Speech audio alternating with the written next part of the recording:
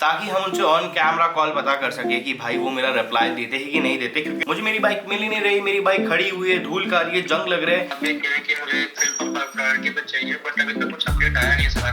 क्योंकि मैं भी नहीं चाहता कि मैं Zontes is a fake brand.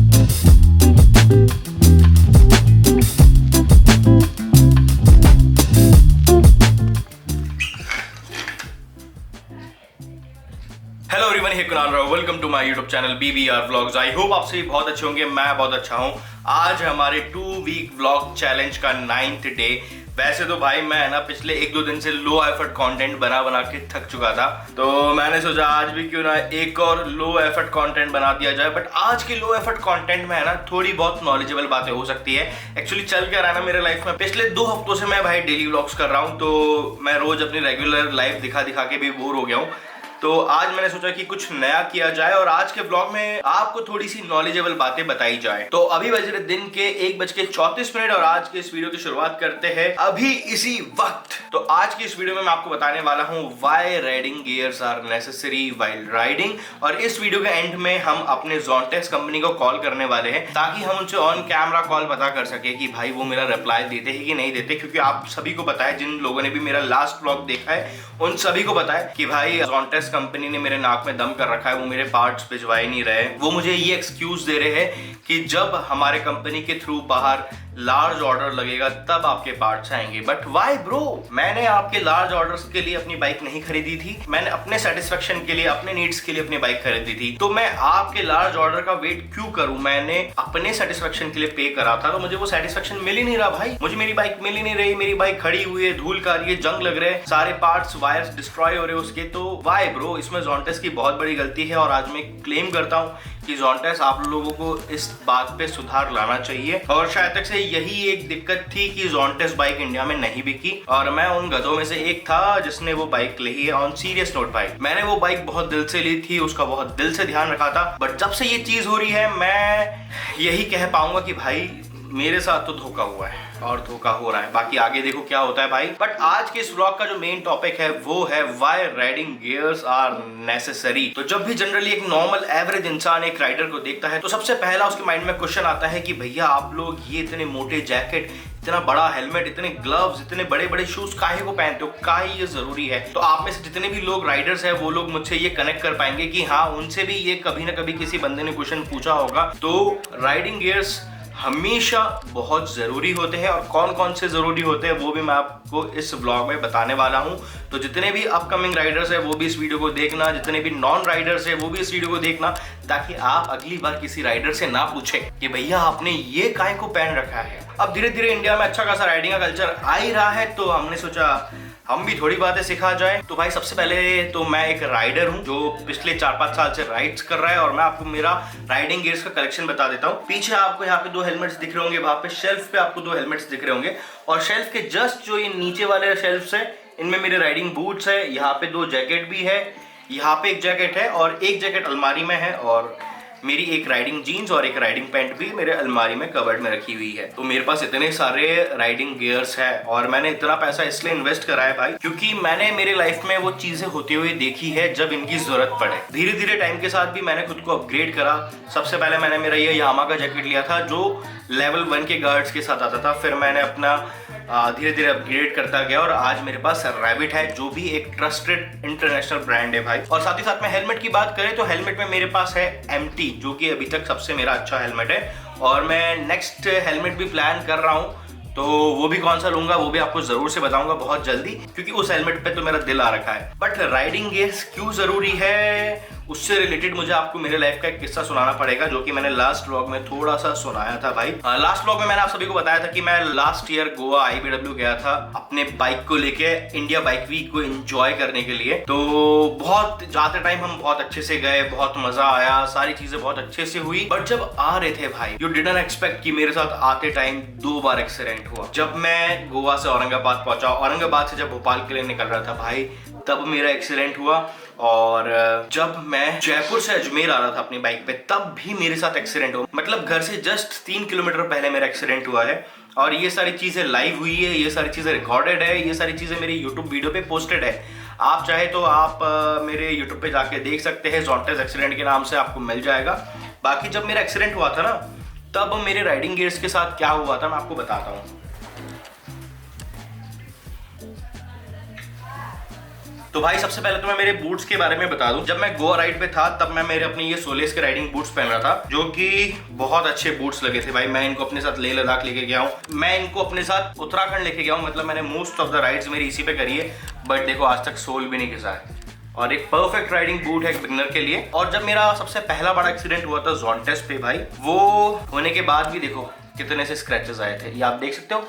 ये जो इतना सा स्क्रैच है ना, ये अपने मेरे राइडिंग बूट्स पे इतना सा ही आया था, जबकि मैं अराउंड 200-300 मीटर घिसते हुए गया था रोड पे। बट फिर भी इतनी सी ही चीज घिसी थी। अगर इसकी जगह मैंने कोई नॉर्मल बूट्स पहने होते तो शायद तक मेरे पैर तो आधे घिस ही चुके होते। बट इन राइडिंग गियर्स की वजह से, इस राइडिंग बूट की वजह से मेरे पैर बच गए। और जब मैं गोवा राइड कर रहा था तब मैंने ये जैकेट पहनी थी, और अब आप इसके यहाँ पे निशान देख पाओ या ना पाओ, मैं आपको दिखाता हूँ, एक मिनट होल्ड ऑन। यहाँ पे देखो ये हल्का हल्का सा ब्लैकिश है, ये भी ब्लैक हो रखा है, यहाँ पे व्हाइट पार्ट, यहाँ पे रेड पार्ट पे भी हल्का हल्का ब्लैक है। तो ये ब्लैक चीज है क्या? ये है ऑयल के धब्बे। अब उस एक्सीडेंट में हुआ क्या था, मेरे सामने जो रोड थी उस पर ऑयल गिरा हुआ था, और बहुत ज्यादा एक्सेस ऑफ ऑयल गिरा हुआ था। मैं जैसे ही उस रोड पे चढ़ गया भाई, और मेरी बाइक कंट्रोल नहीं हुई और ऐसे 200-300 मीटर उस ऑयल पे घिसते हुए गई, तब इस राइडिंग जैकेट पे एक स्क्रैच नहीं आया, बस निशान पड़े, वो है ऑयल के निशान, जो आज तक नहीं छूटे इतने बार ट्रैकिंग कराने के बाद भी, और शायद तक कि कभी छूटेंगे भी नहीं। और मुझे हमेशा याद दिलाते रहेंगे कि इस जैकेट पे मेरा एक बहुत बड़ा एक्सीडेंट हुआ था और इस राइडिंग गियर ने मेरी जान बचाई थी।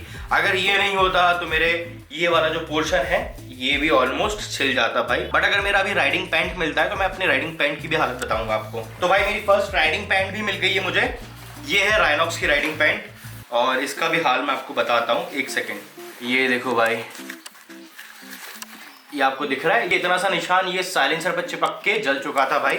और भी कई जगह निशान है, जैसे यहाँ पे पूरे ऑयल के घिसे हुए निशान है, जो आपको भी कैमरे में दिख नहीं रहे होंगे। बट अगर आप कभी मेरे घर पे है और अगर आपने मेरे एक्सीडेंट की स्टोरी सुनी तो मैं आपको जरूर से ये निशान बताऊंगा। ये पैंट भी 3-4 बार ड्राई क्लीन हो चुकी है, बट यहाँ पे जो ये रग्ड निशान है ये अभी तक नहीं गया। ये देखो कलर में आप डिफरेंस देख पाओगे, हल्का सा यहाँ पे हल्का सा ब्राउनिश है, तो ये वो घिसे हुए की निशानी है। तो मैंने यार आपको जीता जागता लाइफ प्रूफ दिया है कि राइडिंग गियर्स क्यों जरूरी है, और भाई क्यों पहनना चाहिए इनको वाइल्ड राइड्स। क्योंकि भाई अगर ये नहीं होते ना तो आज मेरे हाथ पैर ऐसे सही सलामत नहीं होते। तो अच्छा हुआ इन राइडिंग गियर से मेरे हाथ पैरों पे कोई निशान नहीं आया, मैं अभी तक आप लोगों के सामने सेफ हूँ। और होता क्या है ना, जब आप अच्छे राइडिंग गियर्स पे इन्वेस्ट करते हो तो होता क्या, उनका मटेरियल इतना स्ट्रांग होता है, जब भी अनफॉर्चुनेटली आप गिरते हो तो सबसे पहले ये खुद को डैमेज करने में बहुत टाइम लेते हैं, और जब तक आपका एक्सीडेंट खत्म हो जाता है तब तक आपके पैरों तक, तब तक आपके स्किन तक रोड या सरफेस नहीं पहुंचती है। तो इसलिए ये बहुत जरूरी है। मैंने बहुत सिंपल भाषा में समझाया आपको ये, बट ये बहुत बड़े प्रैक्टिकल टर्म्स से बहुत सारे टर्म्स यूज होते हैं इसमें, ये मटेरियल, मैश मटेरियल, वो मटेरियल। बट मैंने आपको बहुत सिंपल वे में समझाया कि राइडिंग गियर्स क्यों जरूरी है। तो ये थी मेरी आज की कहानी, ये था मेरा low effort content. But I think so अगर आप ये वीडियो अभी तक देख रहे हो तो आपको ये वीडियो पसंद आई है। और अब बारी आती है जोंटेस कंपनी में फोन करने की कि भैया आप मेरे पार्ट्स भिजवा रहे हो या नहीं। एक बार देखते कि वो मेरा फोन उठाते कि नहीं है। तो भाई ये रहे फेरिक्स ऑटो वर्क्स LLP, ठीक है। जब मैंने अपनी बाइक ली थी जोंटेस 350 ADV, तो तब मुझे ये नंबर प्रोवाइड किए गए थे कि आपको कुछ भी काम हो तो आप इस नंबर पे कांटेक्ट कर सकते हैं। तो लेट मी ट्राई फर्स्ट।